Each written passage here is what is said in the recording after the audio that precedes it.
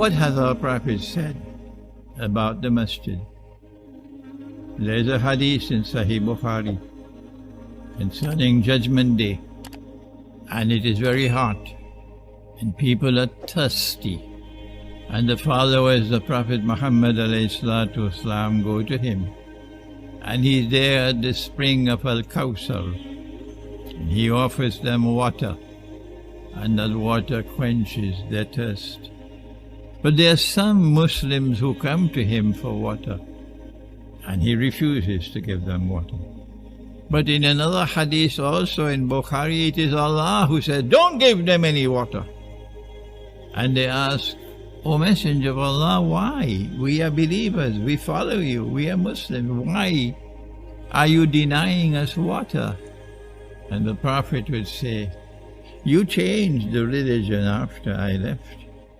There are great dangers in changing the religion, in your political system, in your economy, and this and that and the other.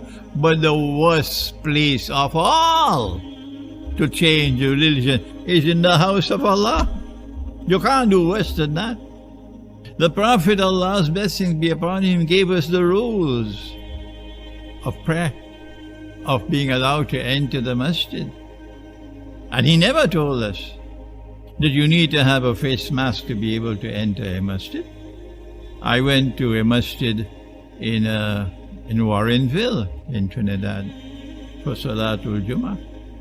And I saw the sign at the door, no mask, no entry.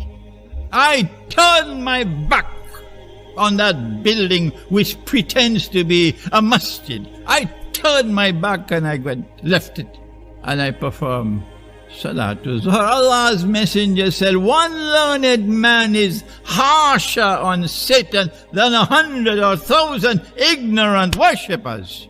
I turned my back. I did not enter. So you cannot put a sign at the masjid, no mask, no entry. Government wants you to do it.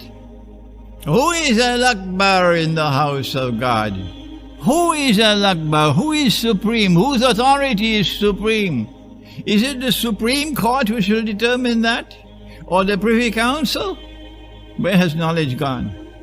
Allah is supreme in His house. And if you do not recognize Allah as supreme, and you recognize the government to have supreme authority, you're not worshipping Allah anymore. You're worshipping Dajjal. I went to another masjid, and when the Imam saw me, he said, Sheikh, you have to lead the Salatul Jummah. I said to him, listen, I will give the khutbah, but because I use a chair now, I can't go down in Sijda. Someone else will lead the Salah. I said, fine.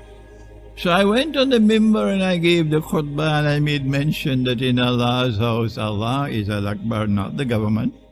And when the khutbah was over, and I stepped down from the mimbar, and I'm walking now to sit on a chair in the last line, I noticed what's going on here. The people are standing with spaces in between. But did the Prophet, Allah's blessings be upon him, did he not say that if you leave a space, instead of standing shoulder to shoulder, you know it. If you leave a space, he says, Shaitan will come and fill that space. And you are leaving enough space for a couple shayateen to come. When I saw that, I shivered with fear. I took my chair and I went to the back of the hall. I refused to join that Salatul Jummah. Let the sheep and the cattle and the goats and the camels do what they want. I went to the back of the hall and I made Salatul Zuhr, because that's a bogus Salat. What do you do when governments around the world now impose their authority on you in the masjid and force you to abandon the law which has come from Allah and His Messenger and obey their bogus law? What do you do?